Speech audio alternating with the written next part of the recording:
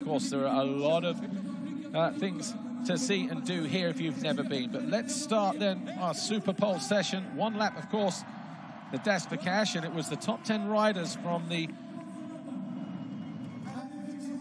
time practice session earlier on today.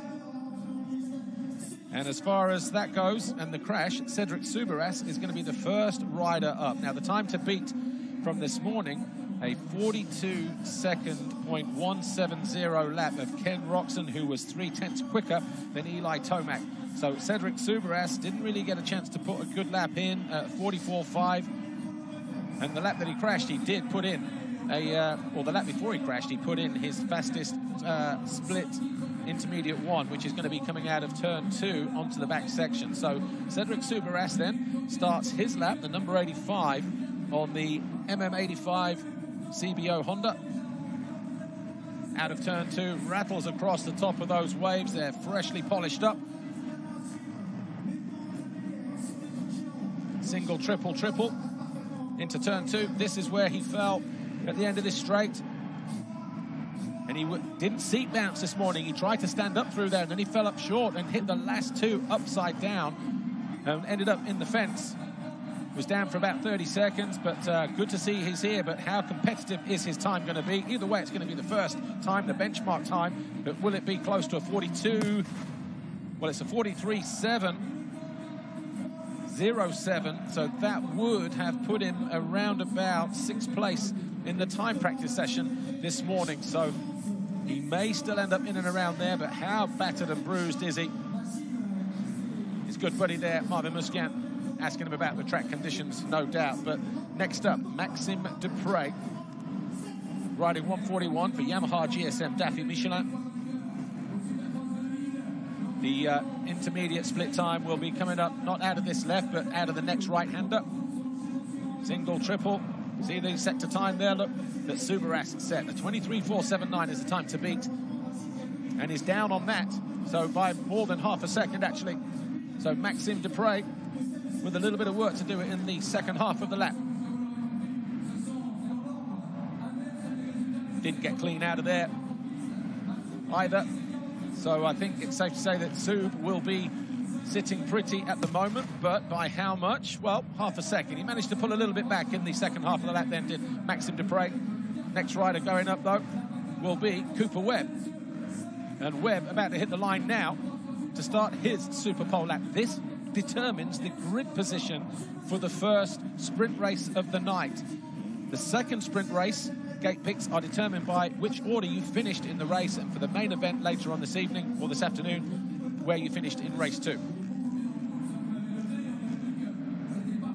So Cooper Webb looks like he may be the fastest through. Yes, and he is, by only 1900ths of a second. So the Red Bull KTM rider then going on a charge.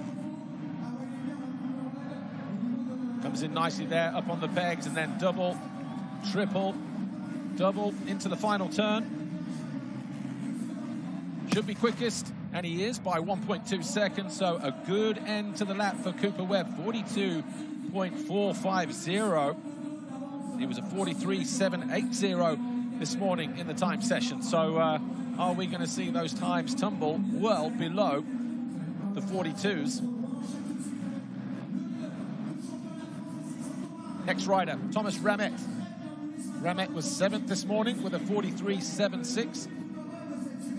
Cooper Webb has already gone quicker than that with a 42.450. Ramet getting across the whoop section on the Yamaha GSM Daffy Michelin machine. Looks quick in sector 1 as well, but can he hold it together? No, he loses about 3/4 of a second to Webb.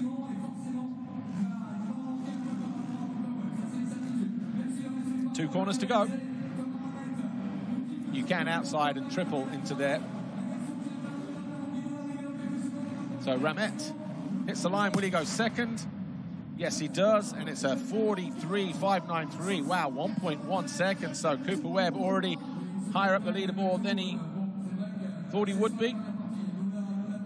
Remember, 10 riders in this Superpole, and he was 8th in the time practice session this morning. Anthony Bourdon, the next rider up on track. rider 945, the third of the Yamaha GSM Daffy Michelin boys. Getting across the whoops, pretty good. Obviously the technique there to stay as high as you can. Bobbles in the turn though, not as committed as he could have been. May have cost him in sector 1 by about 3/4 of a second again. So a similar time to Bourdon just a moment ago. Sparks just catching maybe a little bit of hard dirt there, possibly a rock in the dirt. But final turn, Anthony Bourdon not going to challenge. He's 1.4 seconds off. He goes into 4th place. Next up, Gregory Aranda. So the number 20 on the KTM Tech 32, or the Tech 32 KTM, if you like. Coming into the final turn now, getting himself fired up. So Aranda, what can he do? All eyes, of course, will be on that first split.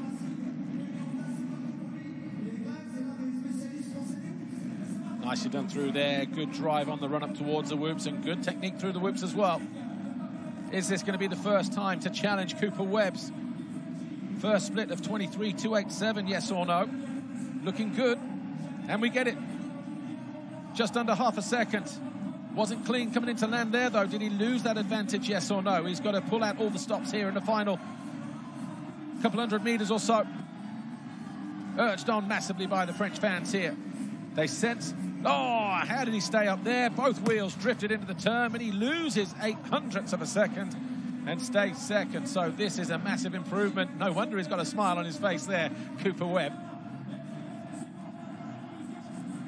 Next up, Marvin Musquin. Fans will be on their feet right the way around this circuit, no doubt. Can he get pole? Remember, he messed up in Superpole yesterday.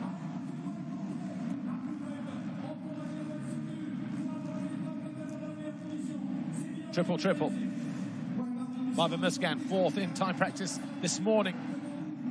Good through there. Gets that perfect. This is where he messed up yesterday. Said he tried to stand up through there yesterday rather than sit down, and just lost the back end. Jumped off the track, but this is looking good for Marvin. Over the line, and Musquin goes pole by a massive margin, 0.7 of a second. Cooper Webb now down to second, being eclipsed by his Red Bull KTM teammate. A wry smile on the face once again. Not in a good way though, Coops. Would of course love to have stayed there on pole. Justin Brayton then, who was 3rd in the time practice this morning with a 42.954. We're already into the 41s with Marvin Musquin. So what can the Honda Genuine pilot from the US do? Justin Brayton. Same combination. Doubles his way in.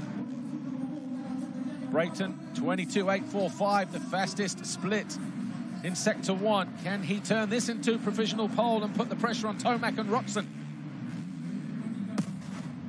Whoa, 0.6. Not sure if there was a delay with our timing there, but definitely looked like it was still running as he came into land. But there you go. Here's Eli Tomac. Tomac, the Yamaha Star Racing Monster Energy rider. Perfect season for him this year. AMA Supercross champion, Lucas Oil Pro Motocross champion, Monster Energy FIM Motocross of Nations champion. And looking to add a second King of Paris title to his impressive resume. And he's already under, then goes down. Almost. He's got to pull it together. This is going to be detrimental for gate position. So Eli Tomac came in heavy and short. Fans applaud that he's still up on 2 wheels, but how is that going to affect his lap? Eli Tomac will go to the line in 9th place. Watch this. Just landed long there, didn't get the takeoff, and then, but the upper body strength to save that. Eli Tomac, the reaction from them as well says it all.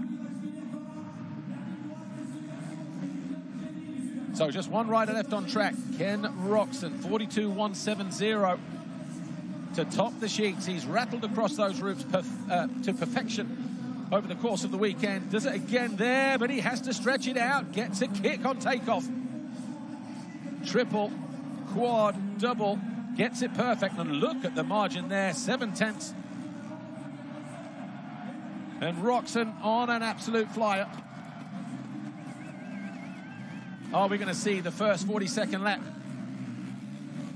Eli Tomac out of it, but a 41.2, 4/10 up, and Kenny Roczen applauded by the French fans here. So it's Roczen, Arvin Musquin, who will take the first 2 gate picks for the first sprint race, which will be coming up shortly. Of course, just after this, we're going to have the SX2 sprint race, followed by the SX1.